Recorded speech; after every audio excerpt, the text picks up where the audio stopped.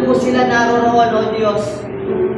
Lord, I pray, Panginoon, sa mga kapatid namin, Panginoon, na stranded, Lord God, sa bawat sulok ng lugar ng Pilipinas, Panginoon. Lord, dalhin niyo po sila, Panginoon, sa lugar na ligtas, O Diyos. Sa lugar, Panginoon, na kung saan ay masisilungan sila, Panginoon. Salamat, Panginoon. Salamat, O Diyos. Sa umagang nito, Panginoon, kami ay magsasaya, gagalak, Panginoon. Dahil sa araw na ito, may gagawin ka, may pagpapalain ka, at may aayos ka, Panginoon. Salamat, O Diyos. Patuloy na pinupuri, sinasamba ka namin sa pangalan ng Panginoong Yesus. Tayo po lahat ay magsabi na praise God po. Pwede po bang palakpak na nagtagumpay? Sa umaga pong ito, alam niyo po, gusto kong sabihin ni Lord sa inyo na proud po siya sa bawat isa na nandito. Amen? Kasi sa kabila ng bagyo, sa kabila ng walang tigil na ulan, naririyan ka, hindi nagpatinag, no, hindi ka nagpapigil. Meron po dito, siguro naggaling pa sa malayong lugar, but nandito siya ngayon. No? And natitiyak ko na ang Diyos ay nakangiti.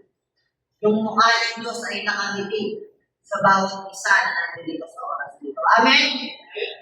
Amen? Masaya po ba tayo? No? Dapat po maging masaya tayo. No, alam niyo po, ang ulan ay isang pagpapala.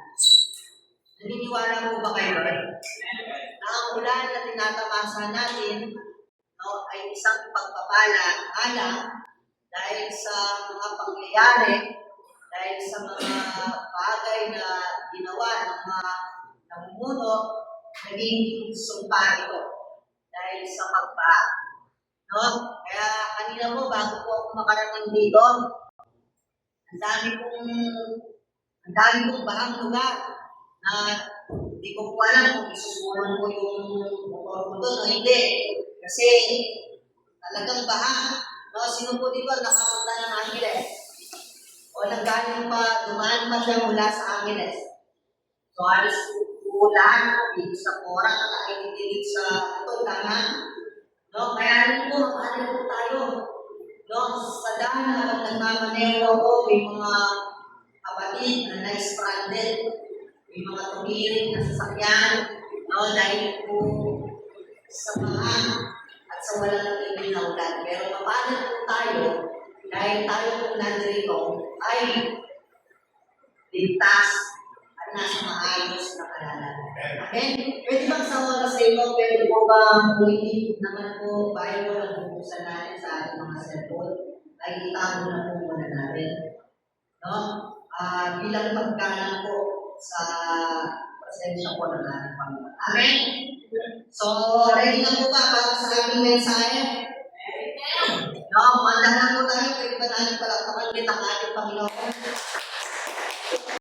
So, dahil sa araw po na ito, nasa overflow series pa rin po tayo. Amen? Alam niyo po ba ang ibig sabihin ng overflow? Paglabas niyo po yan, overflow. Overflowing. No? Ibig sabihin, nag-uumapaw. No? Nakakita niyo po ba kayo ng nag-overflow na isang bagay? Wala na sinabi ko, huwag na po tayong lumayo. Paglabas niyo po dyan, tignan niyo lang yung kanal, nag-overflow na yung tubig. Ganun po ang ibig sabihin ng overflow. No? Pero yung pag-uusapan po natin sa buong Agosto, yung overflow po na binabanggit o sinasabi dito is ang overflow sa ating mga buhay. Overflow ng pagpapala. Ibig sabihin, nag-uumakaw ng pagpapala sa ating buhay. Naniniwala ba kayo na kayang-kayang pagpumabawin ng Diyos ang buhay mo? Amen? No? First thing first, dapat makita natin na ang buhay natin ay may bilang. Para pagpumabawin ito ng Diyos. Tama? At pumapawi ng Diyos, dapat siguraduhin natin na empty muna natin yung lalagyan natin. Kasi kapag pinag-umapaw yan ng Diyos, no, ahapaw lang sa taas, pero yung mga bagay na meron ka, let's say na pangit, maaaring hindi yung matatanggal. Kaya nais muna ng Diyos na maging empty tayo para sa ganun kapag binuhos niya yung pagpapala niya. Purong pagpapala at purong galing sa Kanya. Amen? Kaya sa linggo po ito, sa ikalawang linggo po ng Agosto, napakaganda po ng ating topic. Kasi alam niyo po ba kung ano yung title natin sa umaga nito? Overflow in times of crisis. No? Ibig sabihin, pag umataw sa gitna ng krisis. Nakukuha ba natin? Sino po dito nakakaranas ng krisis sa kanilang mga buhay? So, karamihan, pinagpapala, walang krisis. No? May mga area tayo na, let's say, nagkakakrisis tayo, no? Pero sa oras na ito, nais ng Diyos na pagpumapawin tayo. Amen? Na kahit sa kabila ng krisis na pinagdadaanan natin, ay kayang-kaya tayo pag pumapawin ng ating Panginoon. Amen? Ayaw ng Diyos, tandaan po natin, hindi po disenyo ng Diyos na ang kanyang mga anak ay naghihirap. Naniniwala po ba kayo doon? Kasi, ang Ama natin na ating sinasamba ay may hari ng langit at lupa at lahat ng nakikita natin dito sa mundo. So, suma total, napakayaman po ng ating Panginoon, ng ating Diyos na sinasamba, tama? So, kung napakayaman ang Diyos at sinasabi mo ikaw ay anak niya, tapos naghihirap ka, hindi yata tama yun. Parang hindi naman magandang tignan na napakayaman ng magulang, tapos yung anak naghihirap. Tama? Nasamping dumarating si Jonah at si Judith, hindi natin alam kung ano yung gagawin natin. Hindi natin alam kung saan tayo kumuha ng ibang babayan natin. Kilala niyo ba si Jonah at si Judith? No? Ito yung mga taong dumarating, lalo na kapag katapusan or minsan may mga dahil silang oras na dumarating sila, no, mga resibo na may nakasulat ng Jonah, no, at kapag hindi mo nabayaran, darating na si Judith, nandiyan na yung Judith. No, kailangan tayong mga anak ng Diyos, wala na po tayo doon sa poverty line na yun. Amen? Na dapat sa tuwing dumadaan tayo ng krisis, alamin natin o dapat alam natin na ang Diyos ay pinakamandang pagpapala sa mga buhay natin. Amen? So, kaya sa oras po ito, nais ko kung pag-usapan natin ang buhay po ni Elijah at ng isang babae ni Judah na kung paano silang pinagpala ng Diyos sa kabila ng matinding krisis na kanilang pinagdaanan. Ang sabi ko dito sa unang hari, chapter 17, verse 7, no, onwards, basahin po natin. Inalaunan, natuyo ang ilog dahil hindi na umuulan.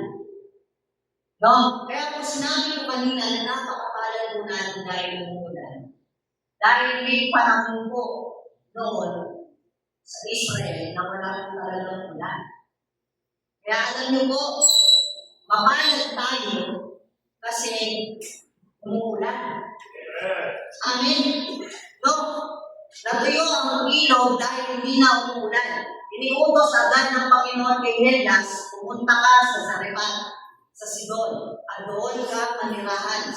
May isang byuda roon na inutusan kong magpapakain sa iyo. Verse 10, sabihin po ako, kaya pumunta si Elias sa Zarephath. pagdating niya sa pintuan ng bayan, may nakita siyang byuda na nangangamoy. Sinabi niya sa babae, "Pakiusap, dalhan mo ako ng maunting tubig na may inom."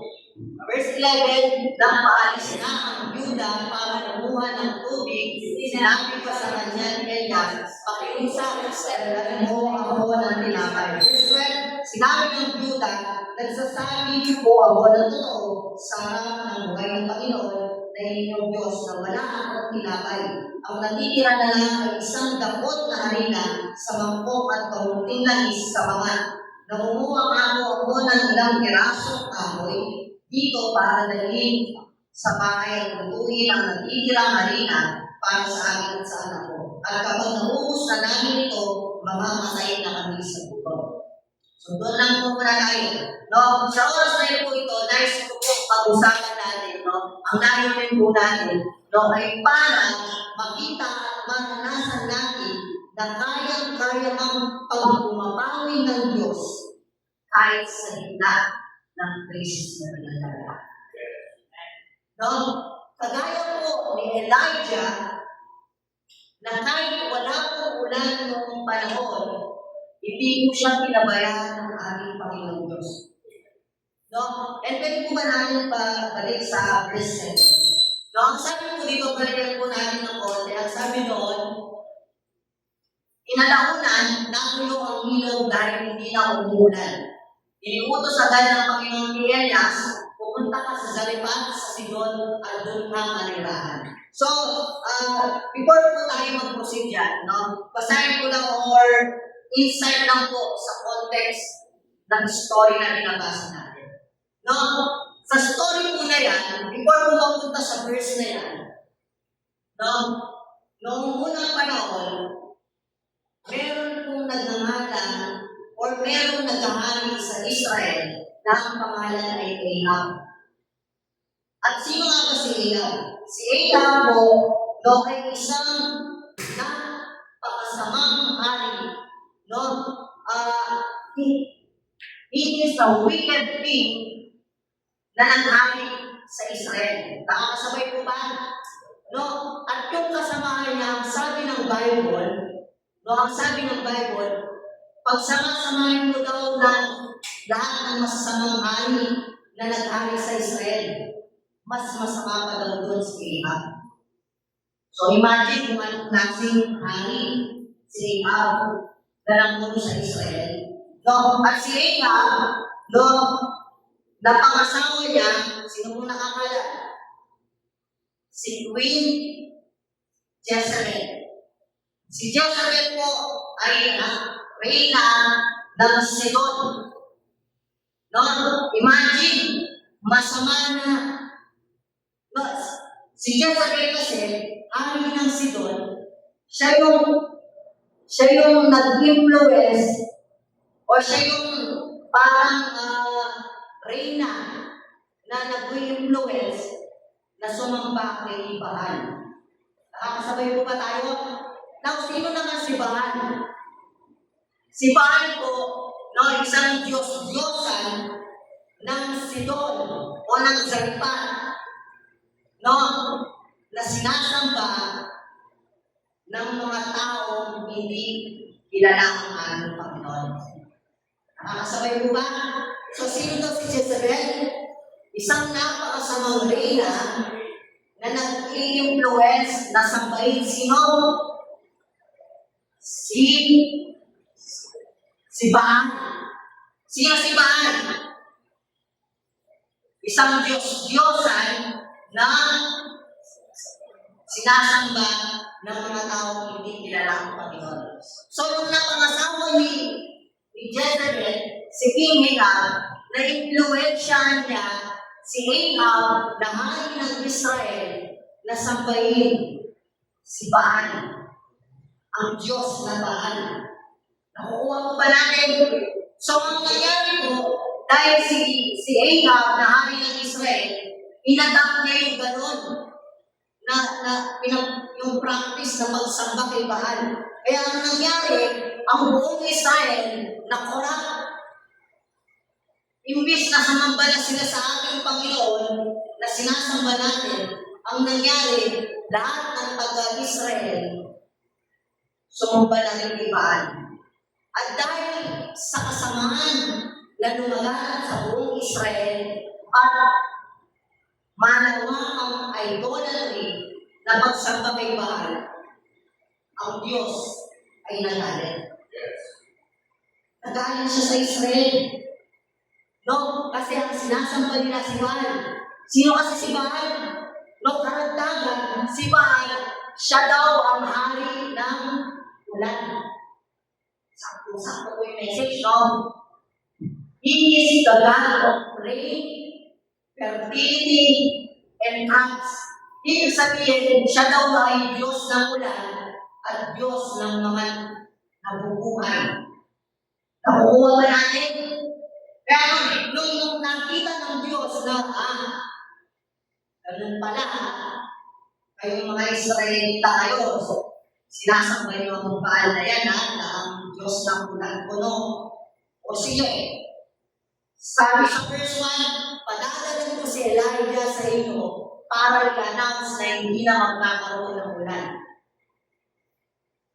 Kaya, ang nangyari si Elijah, pumunta sa mga Israelita sa verse 1 at sinabi sa mga Israelita, magmula sa araw na ito, wala nang ulan na darating sa Israel. Kasi nakita ng Diyos na ang mga Israelita ay sumasamba kay Baal, na sinasabi na ang Baal na ngayon ay Diyos na nagpapaulan. O sige, dahil naniniwala kayo dyan sa Diyos, sinasabi niyo si Baal na yan, na Diyos ng ulan.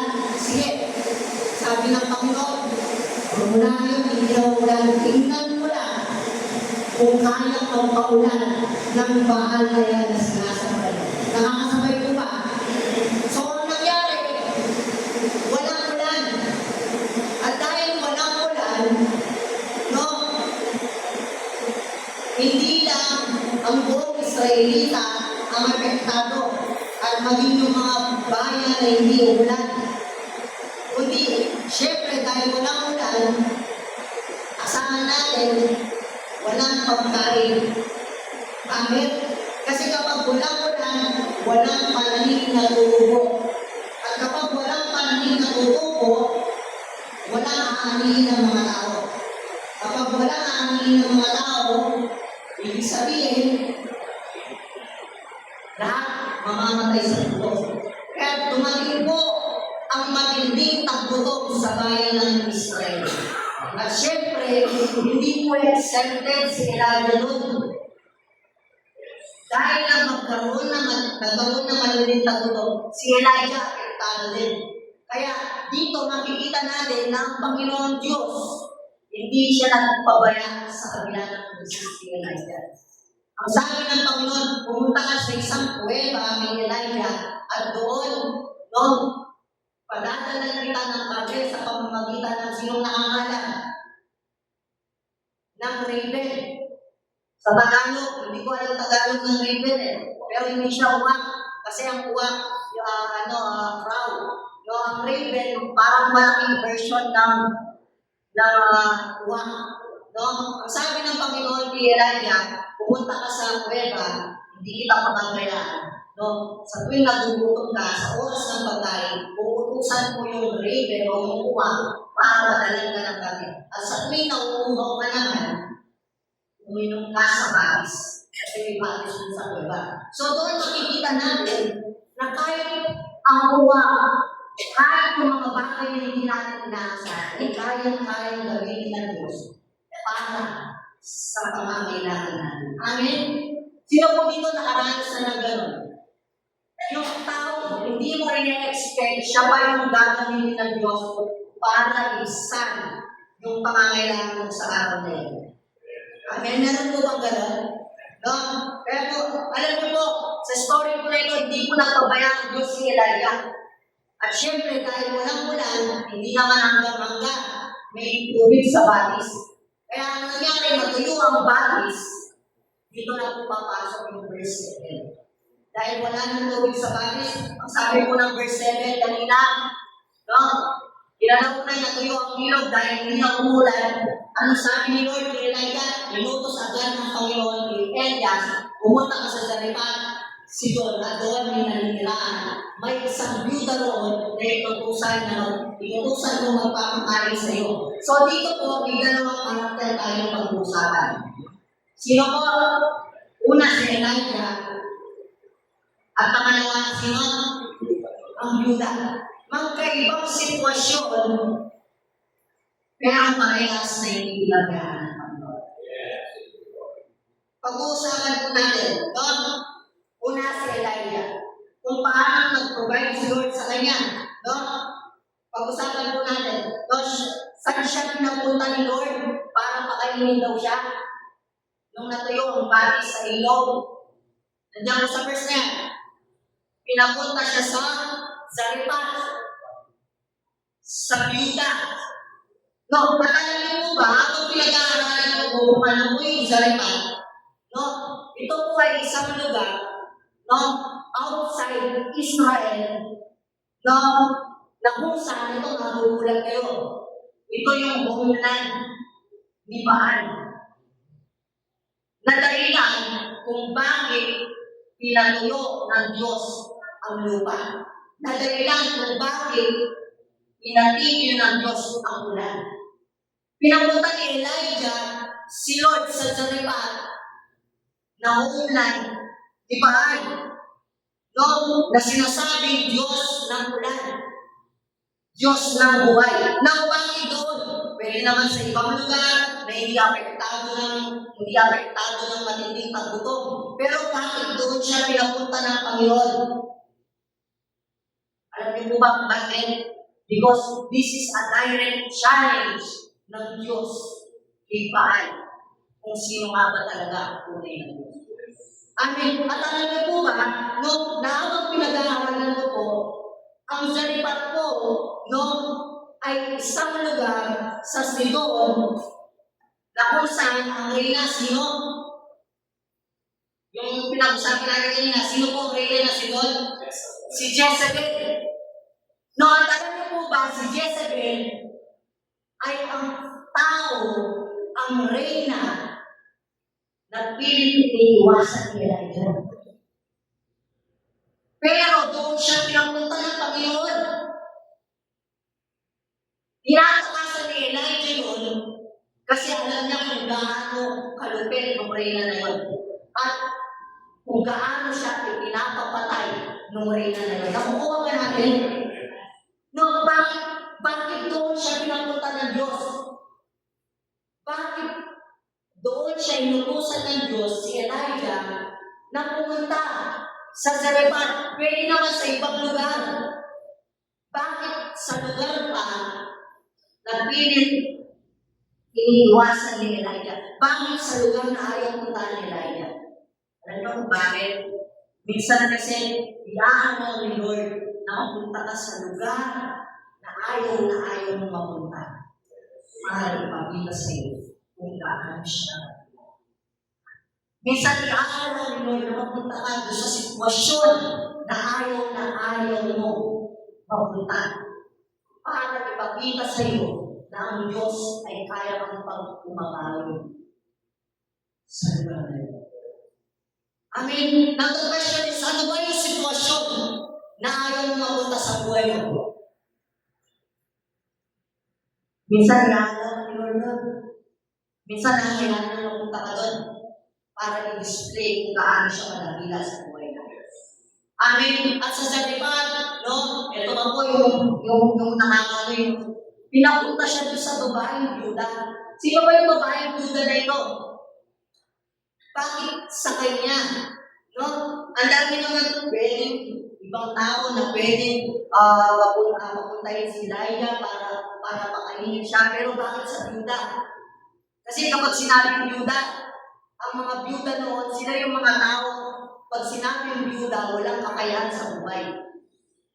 Sila yung mga tao, no? Kung isi-simplify po natin, sila yung mga tao walang-wala. Kaya noong unang panahon, kapag ang tao na byuda, parang hindi na po siya binibilang bilang isang tao. Kasi parang wala ka ng alaga, wala ka ng kwenta. Pero dito makikita natin na sabi ng Diyos, Elias, pumunta ka doon sa Byuda kasi siya yung pinutusan mo para kaibigan. Imagine, Byuda, nung time na yun, may anak pa siya na may sakit nung time na yun, no, parang napakahirap isipin na bakit sa Byuda na may anak pa, na wala namang ipon, na wala namang kahit ano, wala namang trabaho, tapos bila sasabihin ng Diyos, siya yung gagawin ko para makalimutan. Yung tao, yung Byuda na yun na walang-wala, siya yung gagawin ko para makalimutan. Amen? Nakakasabay po ba? No, imagine sa Byuda, sinuportahan niya si Elijah, pinakain niya si Elijah ng ilang taon, no? Nakakamiss kasi Byuda yung ginamit ni Lord, pero yes, nangyari yun. At dahil yun sa katapatan ng aming Panginoon. Amen? No, and I believe, kung ginawa ng Diyos yun, kay Elijah at sa Byuda, kaya-kaya na rin gawin sa buhay. Nasakay sa kabila ng matinding krisis na aming pinagdadaanan. Kaya gumamit ng Diyos ng tao na kaya anong bagay para tugunin ang ating mga pangangailangan. Amen? No? Kaya sa oras na ito, sino dito gusto lang magbabago sa buhay? Yung ingin nyo parang hindi ko bilis na gusto na. No? Kasi kung hindi mo dinidesire na magkaroon ng overflowing sa buhay mo, hindi para sa iyo yung message na to. Para lamang ito sa mga tao na dinidesire ng overflowing sa mga buhay nila. Amen? No? Gusto kasi sabihin sa iyo ng Diyos na sa oras sa iyo, hindi ka lang hanggang dyan. Amen? Nakapagbayaran na, laging sakto-sakto lang, kapag sa pagkain, laging tight yung budget natin, alam nyo, hindi lang tayo para dyan. Yes. May magandang plano ang Panginoon sa mga buhay natin. Kaya yung paghihirap, yung kahirapan sa buhay natin, hindi po dapat natin yung niliwelcome. Dahil ang Diyos ay Diyos ng overflowing. Amen? And the reality, no, ang overflowing, no, ay hindi lang nangyayari sa paghihintay. Kung gusto mo ng overflowing sa buhay mo, may gagawin ka. Amen? Ang overflowing ay hindi lang inaantay. Nakamukha ng Byuda, hindi lang po siya naghintay. May ginawa siya. At sa oras na ito, pag-uusapan po natin kung ano yung ginawa ng Byuda. Kung bakit pinag-umapaw po siya ng Diyos. Kasi later on, kung nabasa niyo po yung verse na kasunod po yan, yung Byuda po, nag-umapaw po kung kanyang makakain. Yung lalagyanan niya po ng harina, ng oil, hindi na po naubusan. Now the question is, how to experience overflow in times of crisis? Point number 1, ito po ang isa sa mga sikreto. No? Hold on to the word of God. No? Panghawakan po natin ang salita ng Diyos. Gusto mo ng overflow sa buhay mo? No? Kailangan i-work ka. Alam niyo po, sa panahon ngayon, marami pong tao ang napapamama dahil gumagawa sila ng mga desisyon sa buhay nila na wala pong word of God. Tama? Na maraming gumagawa, umapasok sa isang bagay na hindi po sila nagsisigmura ng word of God bago nila gawin. Amen? Kaya minsan sa mga kabataan, ang dami na di-depress, broken-hearted. Kasi iniwan daw ng taong mahal niya. Kailan lang po, kung nababalitaan niyo po sa Clark, sa Holy Angel, kung nabalitaan niyo po, ang gandang babae po, napakatalino, honor student. Alam niyo po, umalun po sa building. Nabaltaan po ba yun? Ang huli yan. Na-depress po. Kasi nabuntis siya. No, yun po yung pagkakaalam ko, no? Kasi honor student siya, siguro dahil hindi niya matanggap na honor student siya, hindi niya mahintay yung sasabihin ng ibang tao na honor student siya, buntis siya. Ang ginawa po niya, pakamatay po siya. Kasi in the first place, kaya minsan dumarating tayo sa mga punto ng buhay natin na napapahamak tayo kasi gumagawa tayo ng mga desisyon na hindi mo na tayo nagsisip ng word from the Lord. Amen? No, kaya minsan, may pinapasukan kang lugar, may pinapasukan kang trabaho, nakakala mo pagpapala, pero nung pumasok ka na, sobrang stress yung naranasan mo, sobrang stress yung nangyari. Bakit? Hindi ka muna nagsip ng word kay Lord eh. Amen? Mag-open ka ng business. Dahil lang ito yung alam mo, pero ang totoo, wala kang word kay Lord. Ang nangyari, wala, sarado. Bakit? Kasi napakalaga na before tayo gumawa ng mga major decision sa mga buhay natin, ay meron tayong word kay Lord. Amen? Na bago mo gawin o pasukan ang isang bagay, dapat may word ka kay Lord. Kamukha mo ng byuda. Alam niyo po, kung bakit siya pinagumako ng Panginoon Diyos? Kasi nakareceive po siya ng word kay Lord. Amen. At sa Bible po, alam niyo po, sa bawat tagumpay na naranasan ng servant ng Diyos, alam niyo po kung bakit nangyayari yun? Kasi nakaka-receive muna sila ng word kay Lord before nila gawin. Kaya, si Joshua po, isang napakagandang example. Lahat po na na-conquer ni Joshua nila, yung mga promise na na-conquer niya. Before po niya ma-conquer, alam niyo po, may word muna, may mga verses muna na mababasa ka bago niya na-conquer ng tuloy. Alam niyo po kung ano mga version? Yung the Lord said. The Lord said. The Lord said. Kung wala kang ganun na verse, kung wala kang ganun na salita, huwag na huwag mong gagawin sa mga. Mapapakata ka kapatid. Kaya basahin po natin sa 1 Kings chapter 17 verse 14. Sapagkat ito ang sinabi ng Panginoon, pwede po ba natin basahin? 1, 2, 3, go! Sapagkat ito ang sinasabi ng Panginoon, ang Diyos ng Israel, hindi mauubusan ng hina ang iyong mangkok at hindi mauubusan ng langis ang iyong bangka hanggang sa araw na pagdating ko ng ulan ng lupa. Amen, amen. So ito pong story ito, no? Ito po story bago ito, no? Pumunta na po si Elijah sa Juda. At ang sabi ng Elijah sa Juda, habang nakita niya namumulot ng kahoy para paggato, ang sabi ni Elijah, pwede bang padalan mo ako ng pakuha mo ako ng tubig na may inom? No? Tapos, ang sabi pa niya, at pwede bang pagdala mo na rin ako ng tinakay na makakain? Tapos, sumagot si Elijah, ay sumagot ang Juda. Ang sabi ng Juda, kung mababalikan po natin sa verse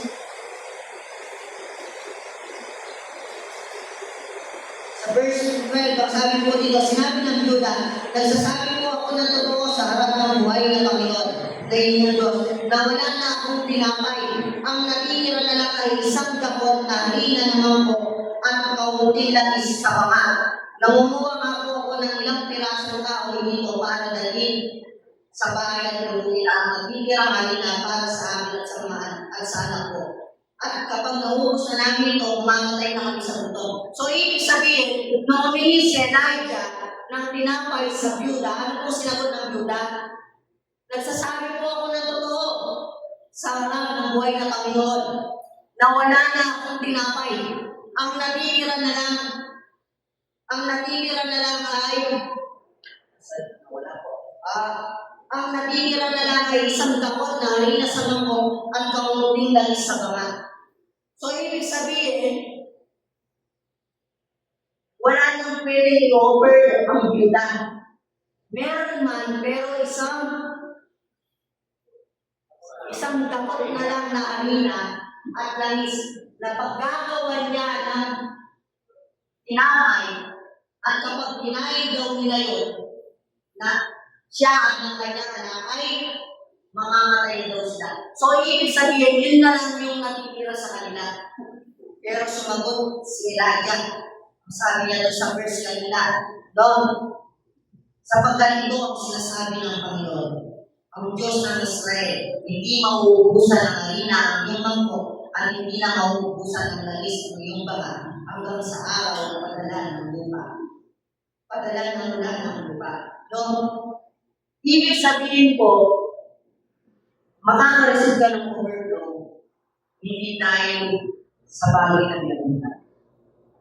Kundi makaka-receive ka ng overflow dahil pangako ito ng Panginoon sa buhay. Amen? No? Kaya po, dito makikita natin, no, ang ginamit ng Diyos para pag bumapawi na ang Yuda ay lingkod ng Diyos. No? Naka-receive siya ng word kay Lord. Katandaan po natin, ulitin ko, huwag po natin papasukin ang isang bagay na wala pong word. Amen? Kaya nga po sabi ng Joshua chapter 1 verse 8, huwag mong kalimutan basahin ang aklat ng kautusan. Pagbulay-bulayan mo ito araw at gabi para malaman mo kung paano matutukan ng mabuti ang lahat ng nakasulat nito. Kung gagawin mo ito, uunlad ka at magtatagumpay. So kung gusto mo daw umunlad ng magtagumpay, ano daw po ang sikreto? Huwag mong kalimutan basahin ang aklat ng kautusan. Dapat may word ka kay Lord na minimeditate. Kasi yan yung magiging susit para umunlad ka at umasenso sa buhay.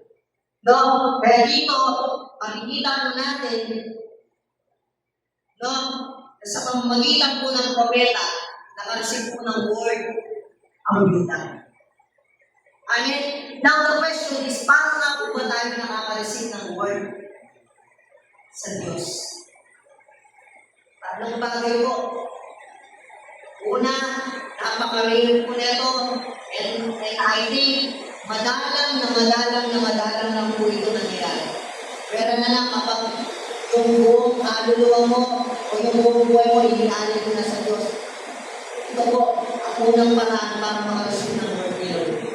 Through all voice. Ibig sabihin, mismo si Lord, mangungusap na direkta sa'yo. Pangalawa, through the man of God.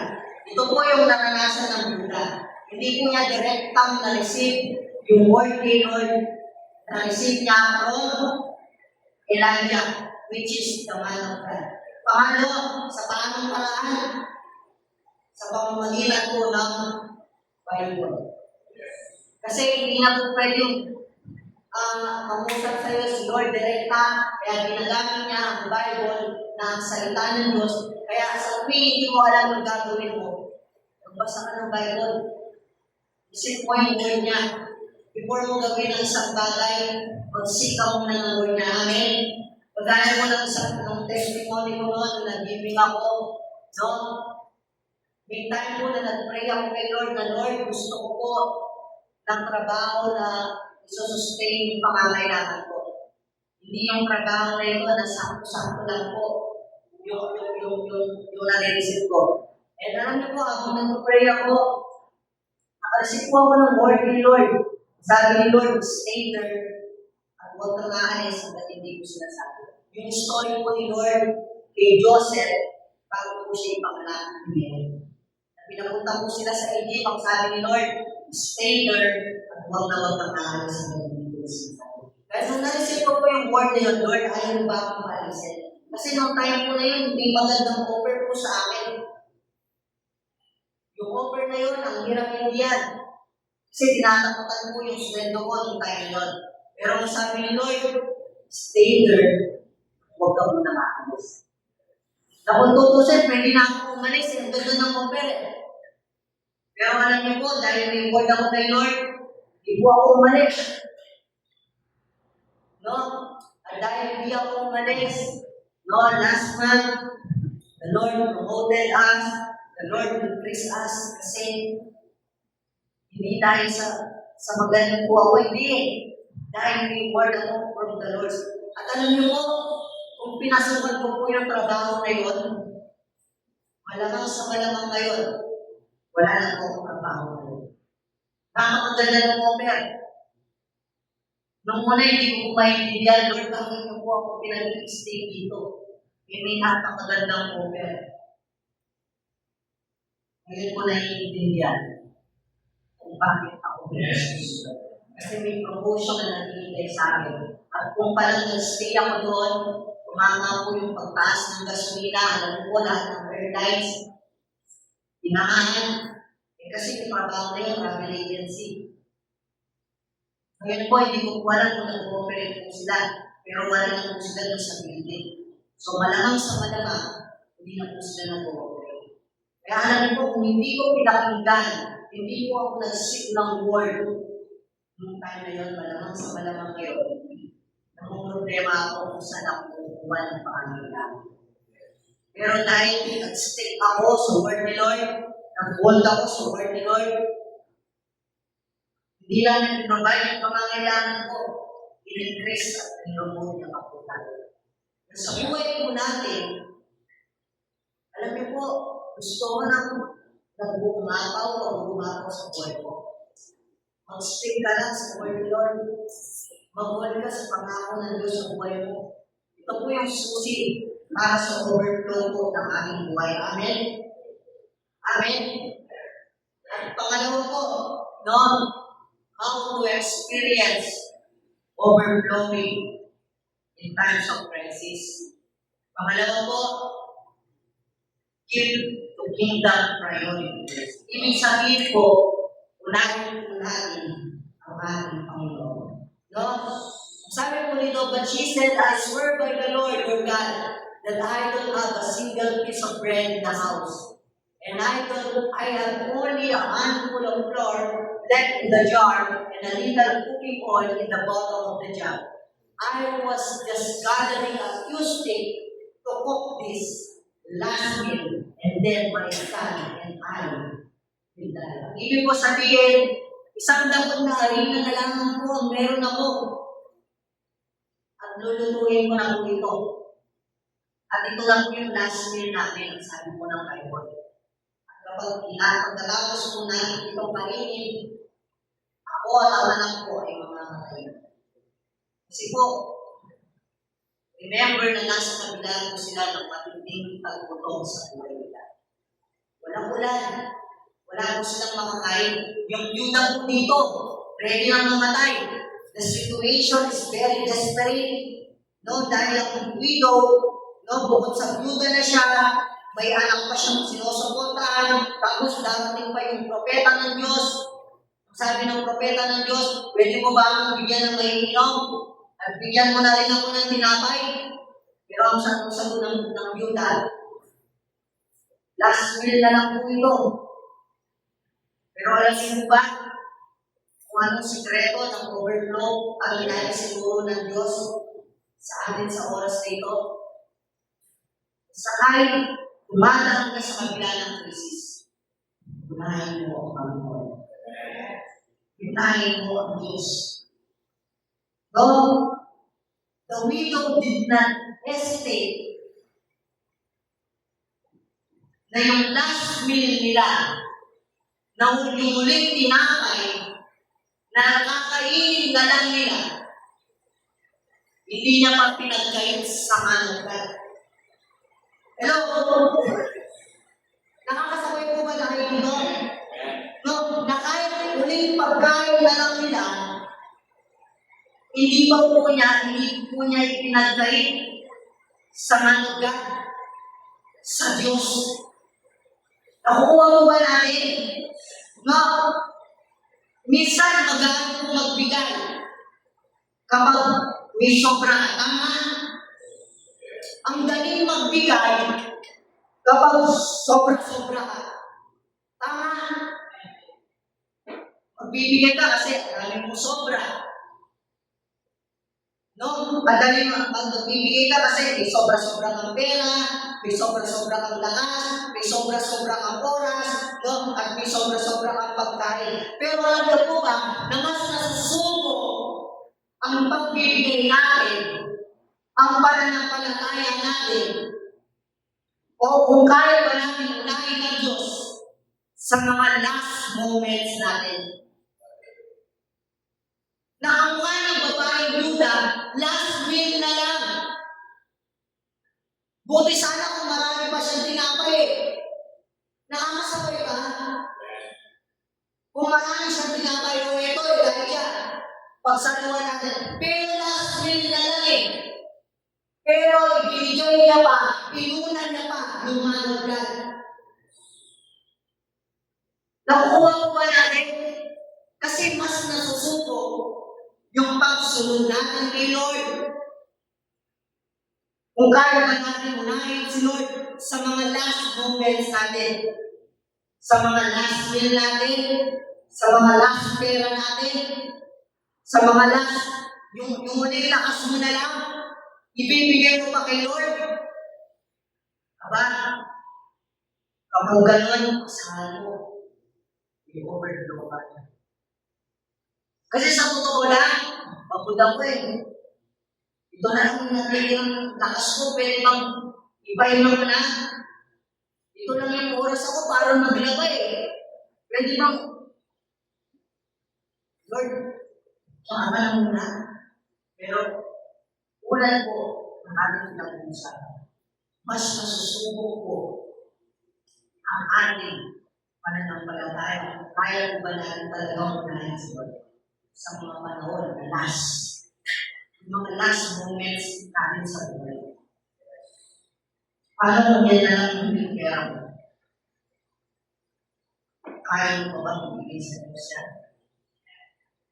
Kapag huling oras mo na lang yan, patayin hindi naman yan ito yung mamamatay ka na. Hindi. Yung huling oras na galing ka sa trabaho, pagod ka, ito na lang yung huling oras mo para magpahinga. Pero kaya mo ba bang ibigay yan para sa Panginoon? Kaya mo ba bang unahin ang Diyos sa pamamagitan niyan? Pamamagitan niyan. Amen? Yan alam niyo po ba? Pwede tayo magtanong eh, bakit yung biyuda? Na kung tutusin, ang dami-dami pwede gamitin ng Diyos para pakainin sila ito. Tama? Eh, ginamit niya na yung uwak eh. Hindi niya ba kaya gamitin yung hari, yung mga mayayaman, yung mga may kaya sa buhay, para i-provide yung pangangailangan ni Elijah? Pero bakit yung biyuda? Maraming pwedeng gamitin si Lord para i-sustain yung pangangailangan ng kanyang simbahan. Para i-provide yung pangangailangan ng kanyang simbahan. Pero kagaya ng Byuda, alam niyo kung bakit hindi siya gumagana ng ibang tao? Para bigyan ka ng pagkakataon para magumabawi ng buhay mo. Na kapag inuuna ko siya, kapag ibinibigay natin yung mga last moments natin sa kanya, asahan mo, may pagbubago sa mga buhay natin. Amen? Nakatutusin, ang daming pwede gawin ni Lord. Ang daming pwede gawin ni Lord para i-sustain yung kalasibahan. Ang daming pwede gawin ni Lord para may-raos yung anniversary natin. Yes. Totoo po. Pero alam niyo po, binibigyan tayo ng pagkakataon para magkaroon ng contribution sa paparating na anniversary natin. Na kung tutusin, kaya gamitin ng Diyos ng isang tao para mairaos yung anniversary natin. Nagawa niya nga yan siya eh. Sa pamamagitan ng Elijah natin. Nakaraos tayo sa isang magandang resort. Yung pagkain natin, buffet. Kaya-kaya gawin ulit ng Diyos yun. Pero, huwag na huwag kang papayag, hindi ka magkakaroon ng pagkakataon para mag-contribute sa gagawin ng anniversary natin. Amen? Hindi lang po ito, puro pera-pera. Hindi po, maraming paraan para magkaroon ng contribution sa paparating na anniversary natin. Amen? Kung kaya mo magluto, go! Kung kaya mo ng ibang paraan, go! Ang daming paraan para unahin natin ang Panginoon Diyos sapagkat ang sabi ng Matthew 6:33, na kapag inuna natin ang kanyang kaharian and live righteously, and He will give you everything you need. Yung word na everything, that is overflowing. Amen? Now the question is, nauuna ka mo ba natin ang ating Panginoon? Hindi po natin kailangan chase yung blessing. Chase the blessing and blessing you. Chase the blessing and overflowing will come upon the blessing. The question is, nauuna ka mo ba natin ang ating Panginoon? Siya mahubang ang itibok ng mga puso natin. Maaari kanina, bago ka makapunta ng church, dadalawang isip ka Kaso kailangan mo pumunta kasi yung isip mo na lang baka may masabi sila sa akin. Higit pa ba si Lord sa mga buhay natin? Over our resources? Sa trabaho natin? Mga bagay at nagkakawalan natin, mas nakakaibig pa si Lord yan isa sa mga bagay na inaagapan natin. Amen? Gusto mo ng toong pag-uhabaw?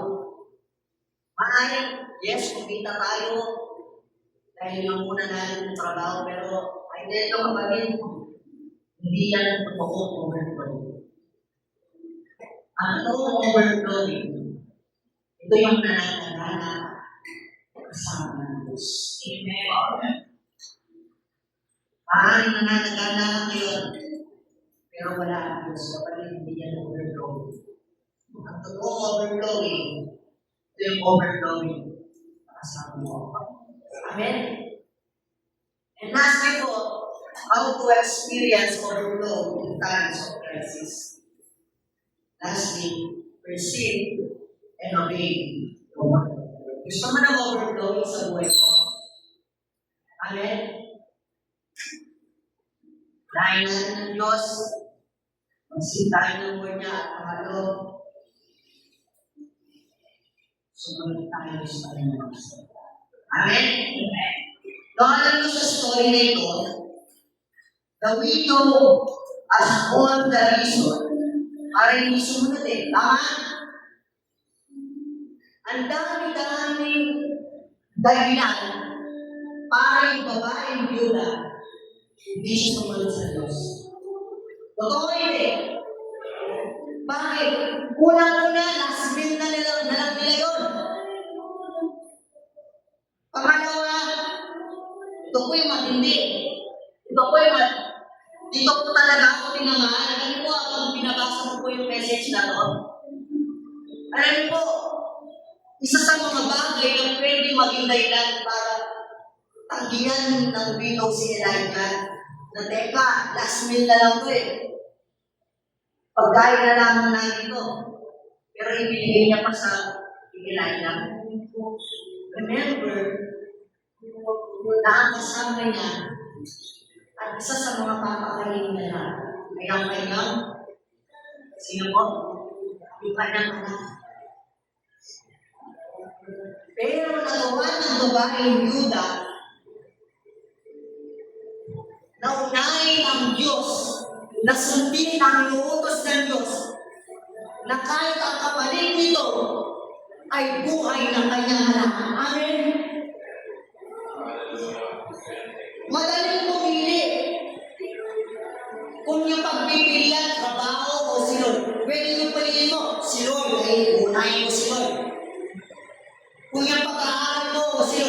Madaling piliin si Lord. Eh, pag-aaral lang yan. Unahin mo si Lord. Pero paano kapag pamilya na at si Lord na? Ay, kahit ako po kung ako po nasa sitwasyon ni Elijah, hindi ko po kayang makita yung anak kong mamatay sa bundok para lang gawin yung inuutos ng Diyos ng kanilang. Amen? Alam niyo po kanina, wala kung iiwan ko si Caleb o hindi. Kasi, taas po lang bagyo eh. Pero, ako po yung unang tinamahan kasi po, o man, Lord, yung babae, nakasmil na lang nila. Pwede na tanggihan ito eh.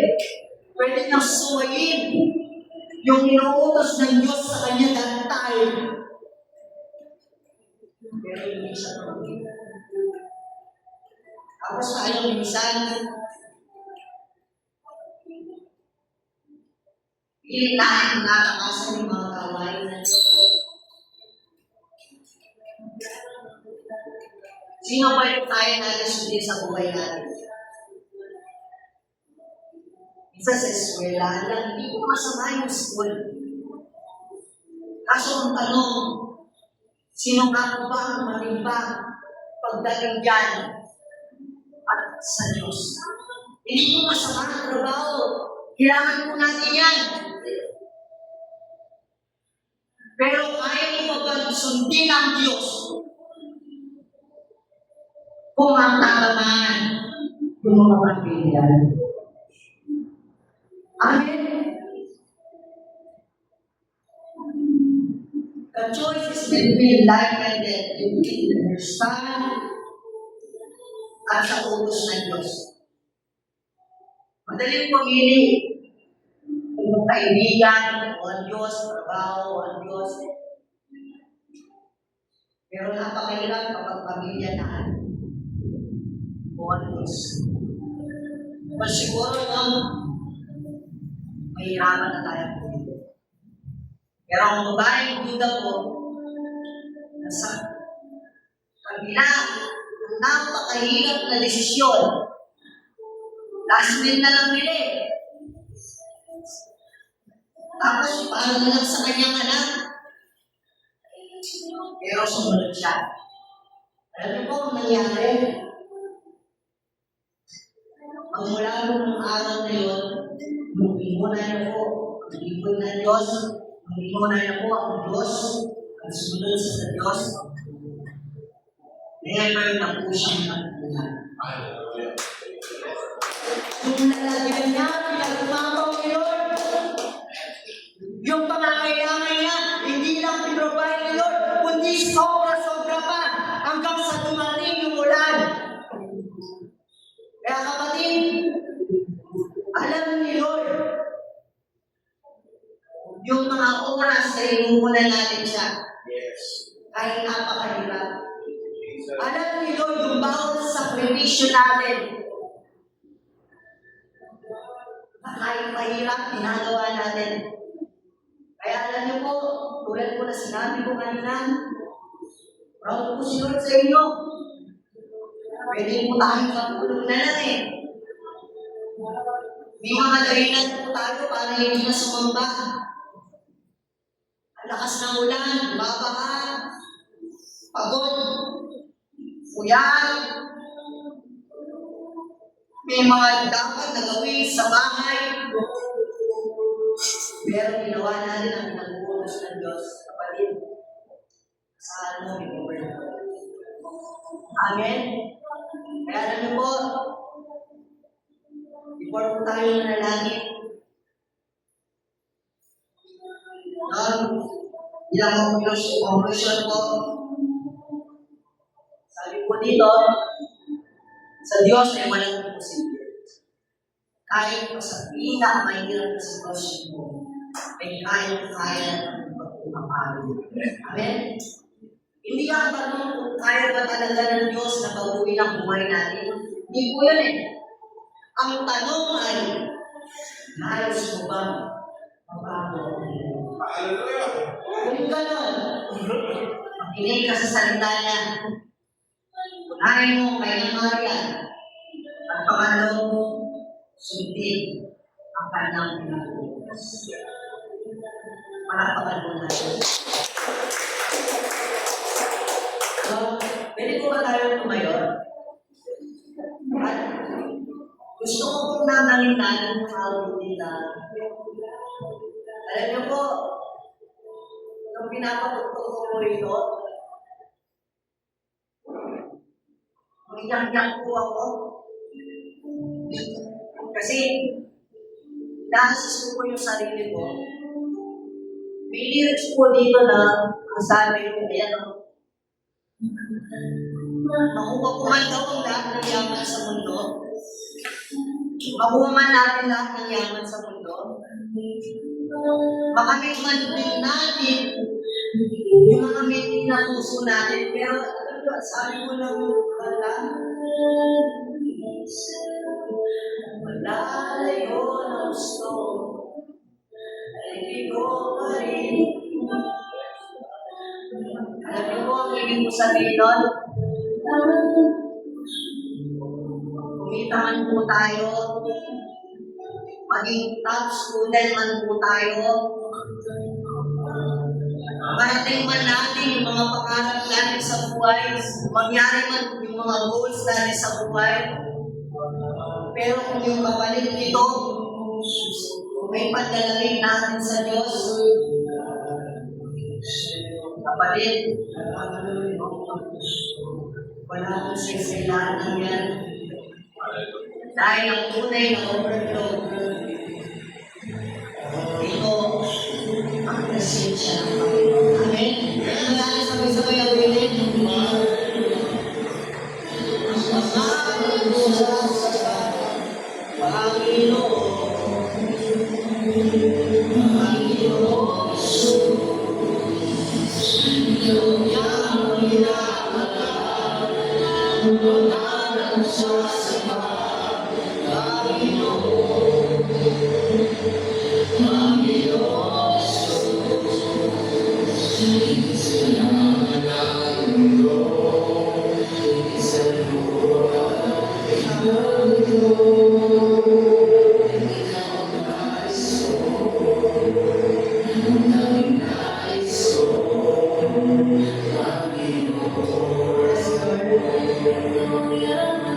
Lord, hindi ka po namin ipagpapalit, Lord God.